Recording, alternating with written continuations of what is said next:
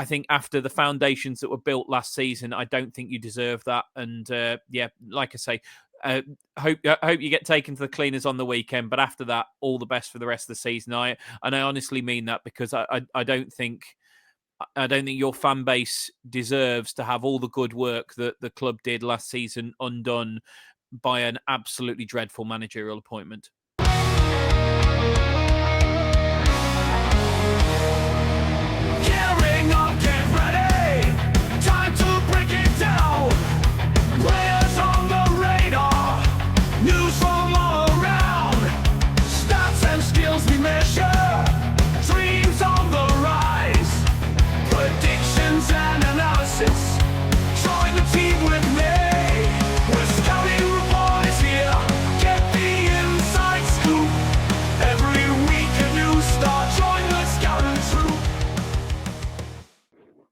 Welcome to another Scouting Report with me, Ben, and joining us today is Chris from Albion Analytics.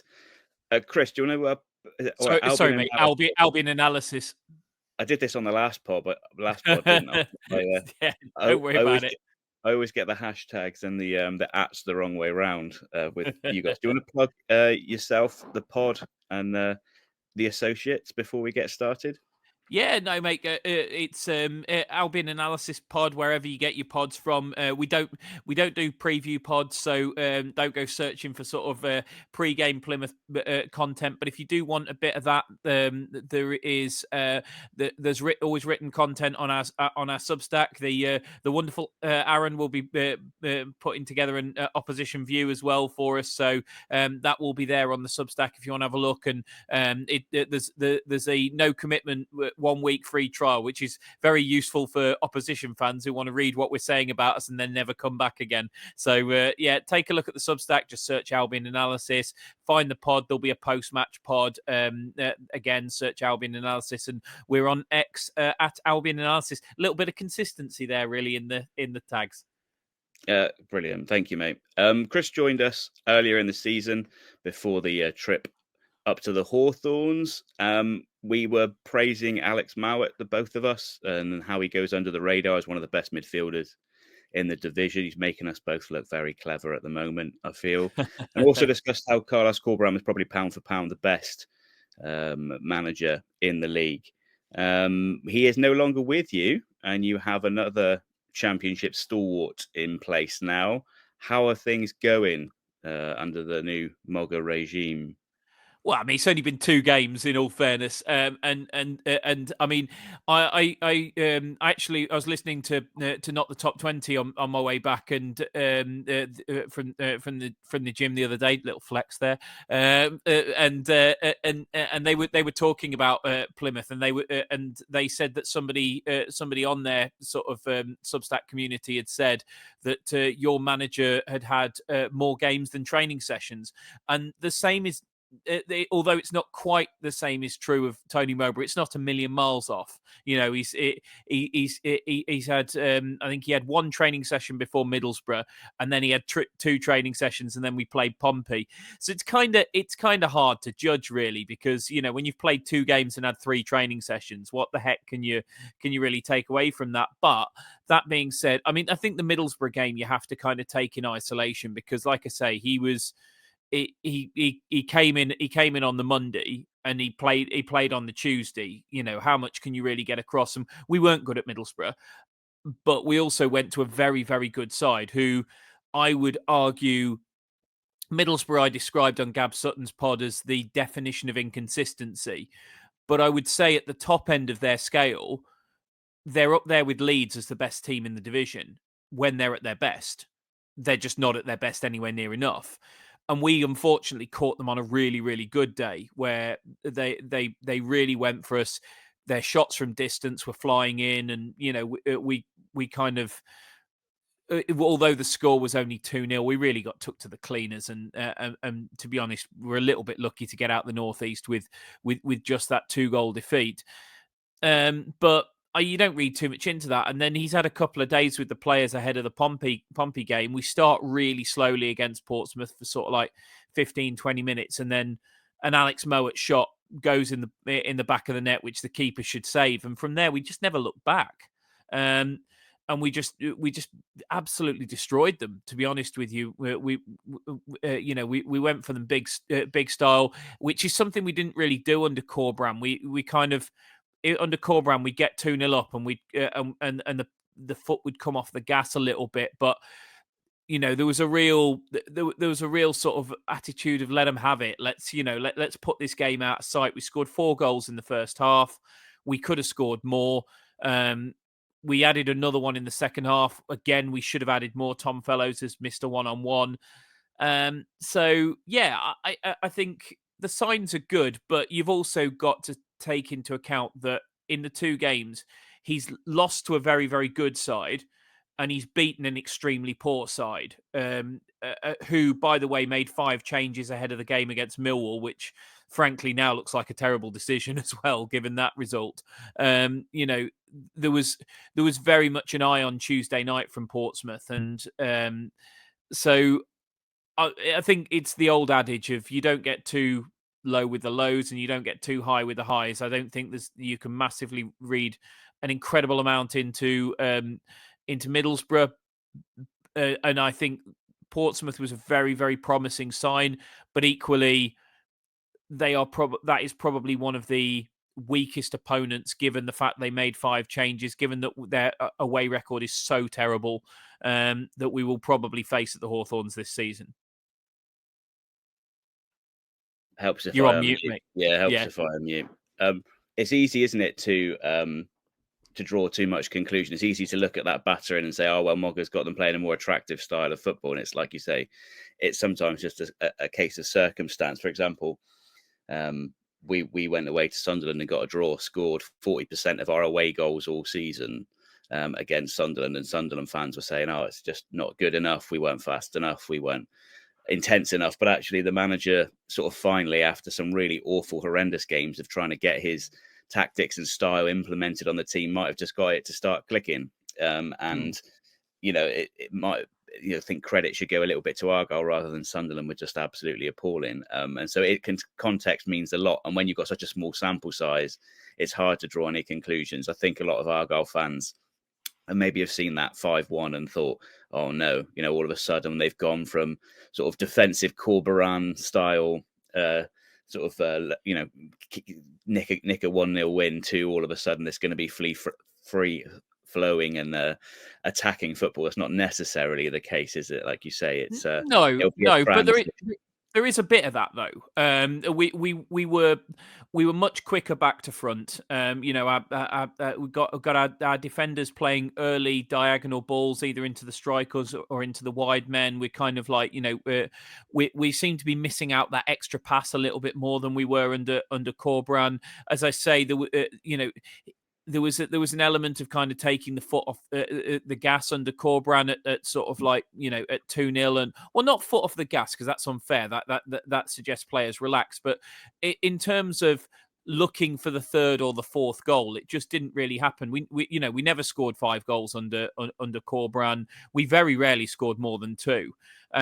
So it was an unusual thing what we did versus what we'd done under Corbran, and yeah, I think the style of play you can immediately see has changed. He'd almost got. We didn't play with a 9 either. We didn't play with a striker. We played with Jed Wallace and Grady Diangana as the most advanced central players, and they kind of almost rotated out of that 10. It was and it was interesting because Mowbray came out afterwards and said, look, it's something I learned at Sunderland when I had Ahmed Diallo, that you don't always need to play with a 9. If you've got players who are good enough at slipping in passes, you've got wide men who are happy to drive inside of their fullback, and you've got attacking midfielders who can score goals. You don't actually need a striker, which is good for us at the moment because I haven't really got one. Because Carlin Grant looks like a little boy lost, to be honest, since Josh Maja went out the team. Maja's injured. DK's not back yet, and the word is Ali Al Hamadi failed a medical at us before Stoke decided that they weren't too worried about medicals and took him. That's just so that I don't get sued. That's just the rumor. That's not fact. But anyway, these so we haven't really got those options. But Mowbray's found an attacking solution to that, which Corberan had a lot of qualities, and he was a fantastic manager. But I'm not sure he would have found that kind of attacking solution. But at the same time, we are a little bit more open. Pompey did get chances early doors before we kind of overwhelmed them a little bit. They had a couple of early snapshots from distance. And you saw that against Middlesbrough. We're not closing players down from distance as quickly and as sort of like militantly as we were under Corberan. So especially if you've got players who like a pop from range, we'll We probably did. we'll give him I'm glad I still have flashbacks to his one coming back off the post at the Hawthorns last season, so I'm kind of glad he's not there anymore. But yeah, if you've got that, I mean, at Middlesbrough, like Hayden Hackney had won the game from 20 yards against us earlier in the season, and we still let him shoot from 30, and he scored. So I think we're going to give teams opportunities, particularly from range. But equally, I think we're going to cause teams a lot more problems than we would have done under Corberan. Yeah, it's an interesting transition. I mean, I know, like you say, Mowbray's only been there for a couple of games, but you haven't kept a clean sheet in a little while now. I brought Hegem into my Gaffer fantasy team, the championship equivalent of FPL, if you don't know what that is. And he did all right for a couple of weeks, and I've been trusting that you'll start keeping clean sheets again. And yeah, so it's going to be an interesting transition, I think, for fans. I think you'll probably enjoy the top end of the pitch more, and maybe be a little bit more panicky at the back for the final third of the season. Although in all fairness, I mean, we only didn't concede we only didn't keep a clean sheet against Portsmouth because we conceded with literally the last kick of the game. I mean, to the point where we literally took the kickoff and the referee blew for full time.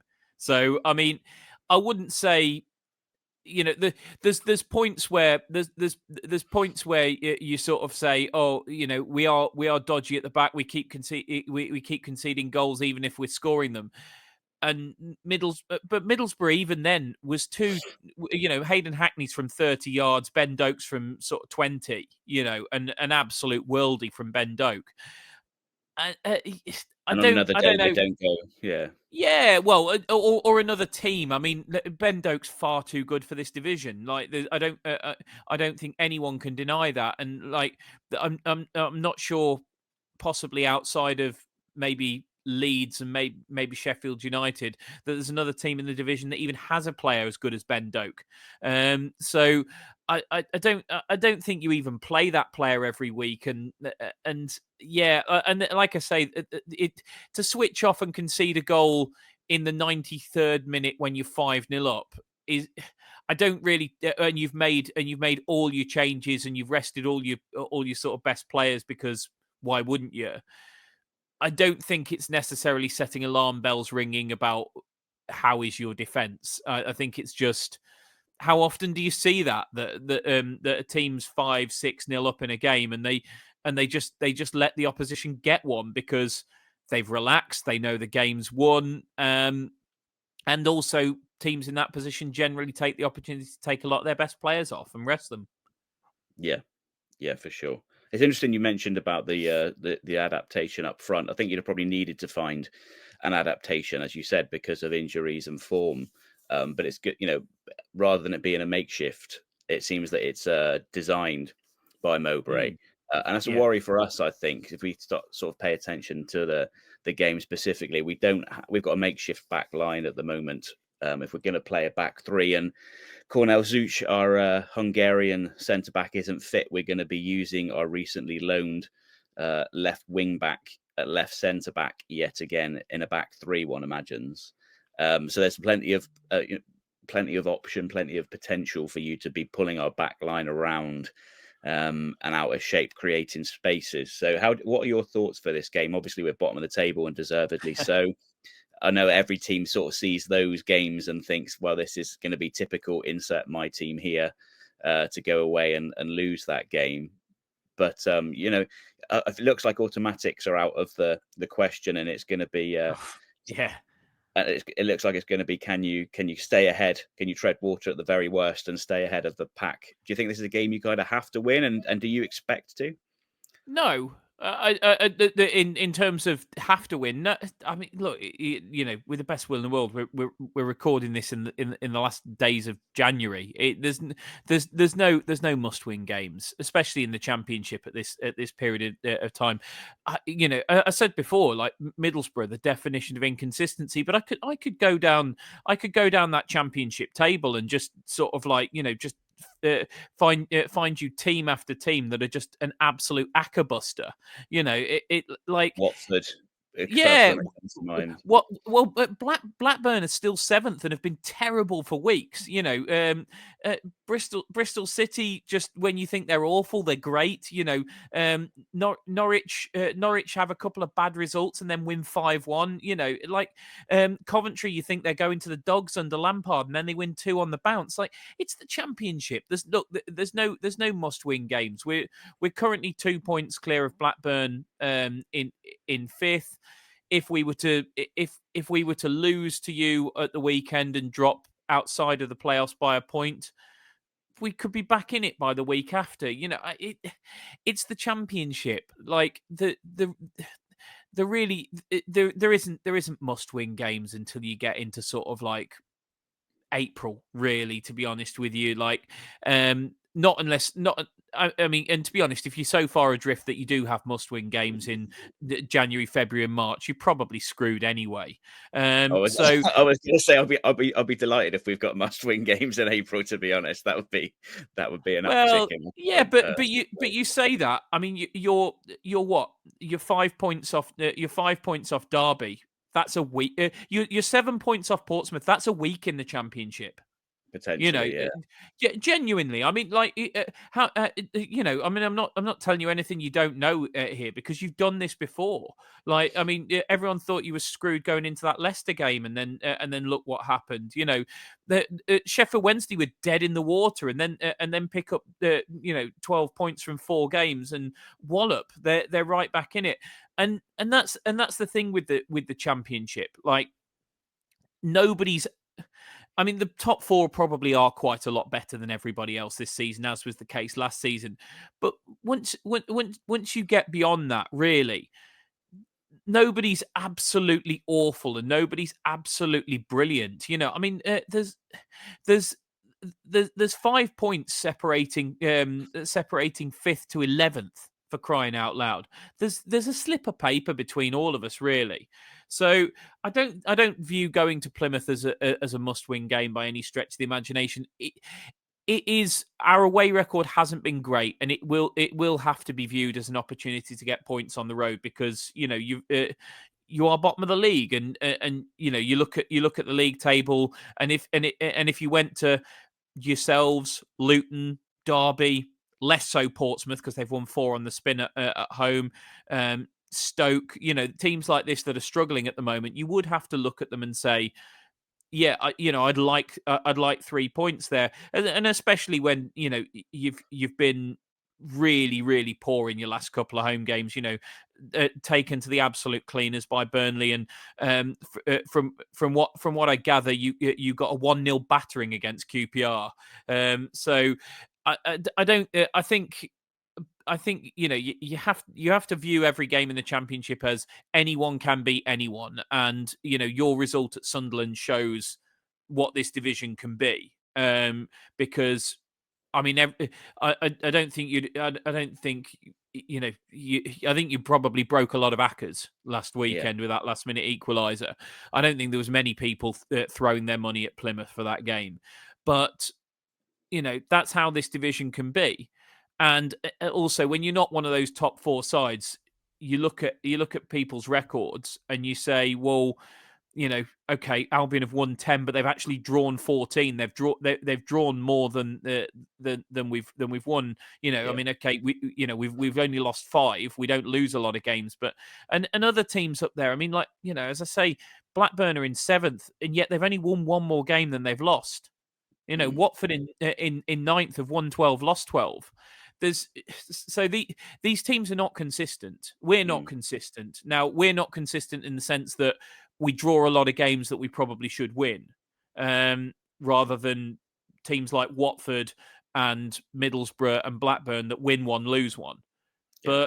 But so I'd like to think we won't go and get beat. But then your manager seems to have a bit of a Churchillian speech in him, as the viral video would suggest, and your players are going to feel really good after last weekend. I'm sure the fans will be on a high, and thinking, well, we've turned a corner. So for as long as it's you're not behind in that game, the supporters will be behind you. And look, we all know how your supporters can be when they're on a good day. I mean, it's a real cauldron of atmosphere. It's unbelievable when you guys get going. So I don't think it'll be an easy game, and I think any Albion fan who thinks just because we went and smashed Portsmouth last weekend that we should just roll up to Plymouth and take you to the cleaners just because you're bottom of the league is frankly deluded.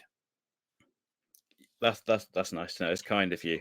I think Plymouth fans, of Argyle fans, we're more concerned about the bodies going out and the lack of them coming through the door at the moment. Like I said, we're going to be playing at very best, we'll have a half-fit Cornel Zuch back in the back three. We'll either be playing a left wing back in a back three or go into a back four, which doesn't really suit either of our centre backs really, or the wing backs, which will be playing the fullback roles. Our midfield looks very much like we've got two who can play the role and one that can come on, and that's it. So if we get an injury or something there, we're going to be stretched. And up front, we've got Michael Bader, who was he is the record signing currently, but came in from Sweden, where they've got the off season is getting up to the physicality and getting his fitness up to the pace of the Championship. Now that Morgan Whittaker's gone, he'll be likely playing in behind Mohamed Tijani or Ryan Hardy, depending on how fit Tijani is. So our problem, I think, as much as we are excited about the fight that was shown at Sunderland, I think a lot of that high, that confidence, that hope that we could press on has now dropped. Sort of like 13 days ago, the manager said, we're expecting a few faces through the door in the next couple of days. And then no one's come in since. And in his next press conference, you could tell he'd been slapped on the wrist for putting pressure on the recruitment side of the club. There, I don't know if he will be a little bit. He clearly has high standards. I don't know if he will be a little bit frustrated about the way things are going. Maybe feel he's been sold a dud. So it'll be interesting to see how we play. I feel like if we play like we what did about against... Michael Obafemi? Is he fit and available? Because he always seems to have a good game against us. He destroyed us for Swansea a few years back. Well, I don't know if fit and available are words that. I mean, he was in training, and there'd been rumour that we were going to cancel his loan and sack him off because of the way.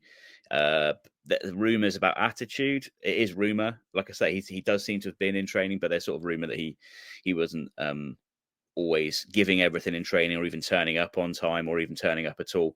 Don't know if any of that's true. But he had been relatively absent from teams and squads for a while. Which I hope he remains so, because he's caused us a lot of problems in the past. Yeah, he is a player who on his day, he's shown it for us. He's got moments of absolute quality. There's something there.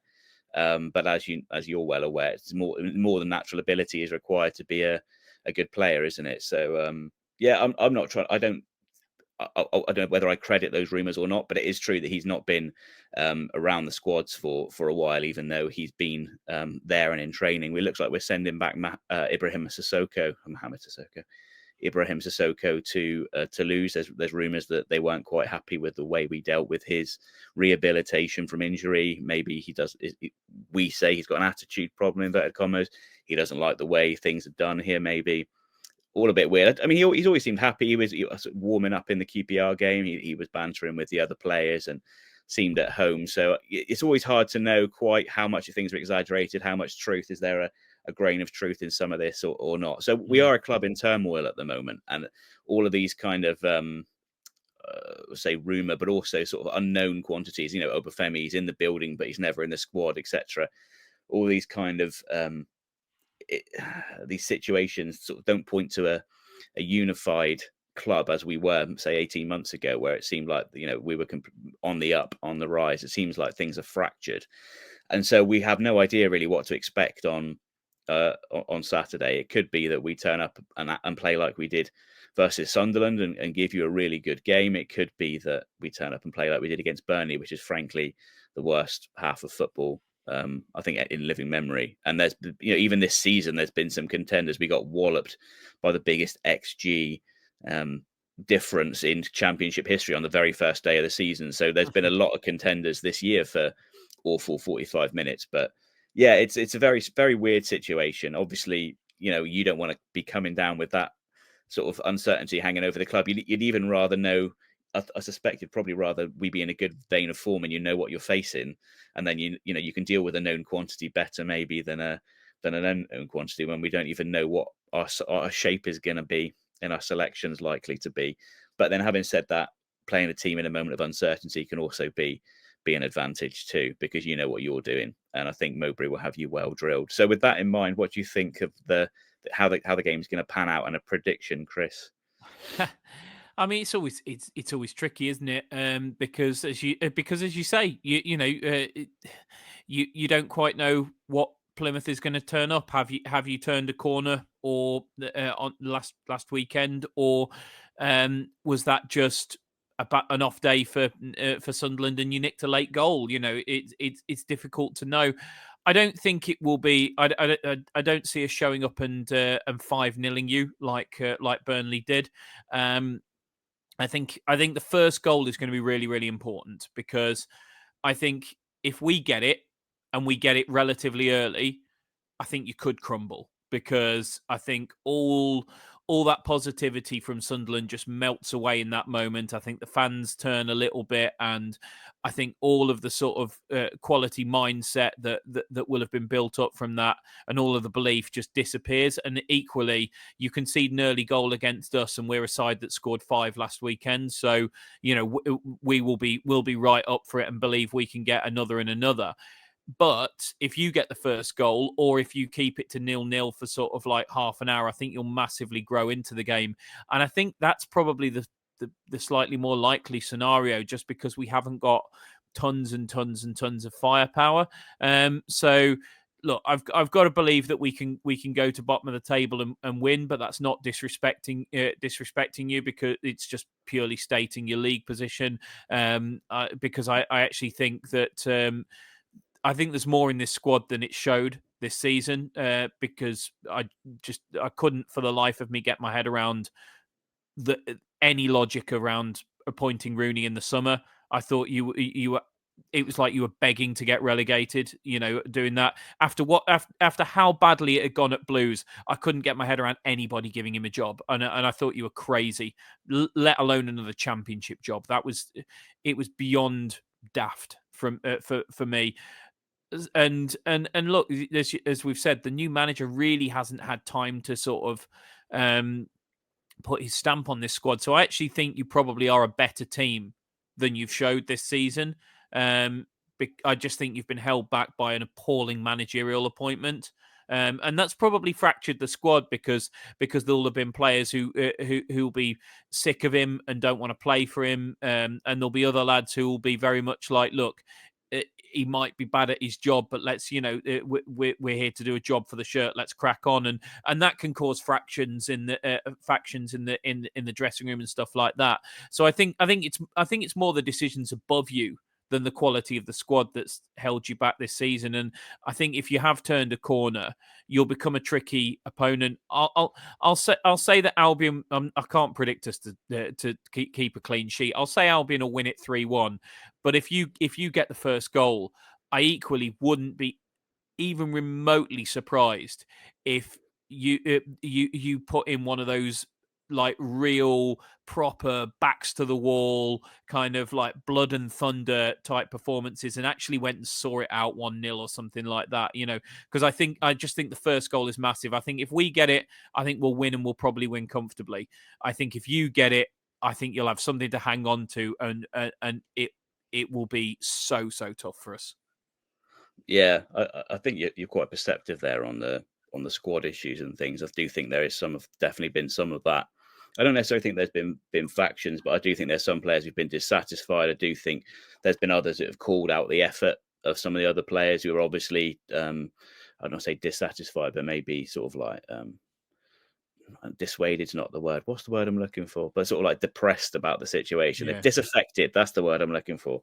Some players have been disaffected, and there's only so much you can do psychologically to get yourself up, isn't there? When if you've not got the belief, you can have pride, but there is that little percentage that's just not going to be there. So hopefully that's been a bit more unified. I actually predicted a 2-2, not because I think it's the most likely result, but just because it could be an anything game. Like exactly, I sort of felt very much like you. If you get the first goal, I do think the atmosphere will drop. It's been pretty good for the last couple of years, but because of the way things have been going, we've been conceding more than 2 goals a game on average. We're just getting tired of getting battered. So if you get the first goal, I do think there will be the potential for you to go on. And 3-1s are pretty good, even 3-0 really, if it's not clicking up top. But then conversely, there's the potential for us to score. We've looked a bit more threatening up front, whereas under Rooney we just were toothless. So the last few games we have looked a little bit more. So yeah, I sort of went for a 2-2 on the bait, and that was after the Sunderland game too, where I was on a high. I think I'd probably be closer to the 1-3 if you'd asked me to make it now, but I have to stick to what I did for the predictions challenge that we've got at Argyle Life. But yeah, I think that's a pretty sound assessment. I do think, like many games, the first goal will be crucial. But anyway, it's been really lovely to talk to you, Chris. Again, I really appreciate you coming on, making time for us. We really hope you do well for the rest of the season. It's nice to see a club that's not a parachute club these days, that's working to a budget and a financial model, doing well at the top end of the table. We And sort of feel same that to you pain guys. in this league, sort of having to compete with teams like Stoke, who abject basket cases, but are funded by the owners' pockets, etc. Doesn't feel fair. It is what it is, but yeah, we wish you all the best for the rest of the season. You were going to say something? No, I was going to say same to you guys. Look, I just, I think you're really good. You're a really good club with great fans, and obviously you're big passionate fan base as well because of the catchment area, and obviously. I hope we take you to the absolute cleaners on Saturday, but after that, I really hope that you manage to stay up because, as I say, you've made an appalling managerial appointment at the start of the season, and then taken for me way too long to remedy that situation. I just hope that doesn't define your season, because I think after the foundations that were built last season, I don't think you deserve that. And yeah, like I say, I hope you get taken to the cleaners on the weekend. But after that, all the best for the rest of the season. I honestly mean that, because I don't think your fan base deserves to have all the good work that the club did last season undone by an absolutely dreadful managerial appointment. Well, likewise, I share the sentiment, and you won't find me arguing about the appointment. However, it's not maybe the fans' choice, but the club makes its bed and has to lie in it. So we will bear the consequences of that. Sadly, hopefully it's not as bad. Hopefully we can, like you say, we can escape. It'd be a good story for the championship, if nothing else. Cheers, Chris. Exactly. Thanks again. All the best. My pleasure. Cheers.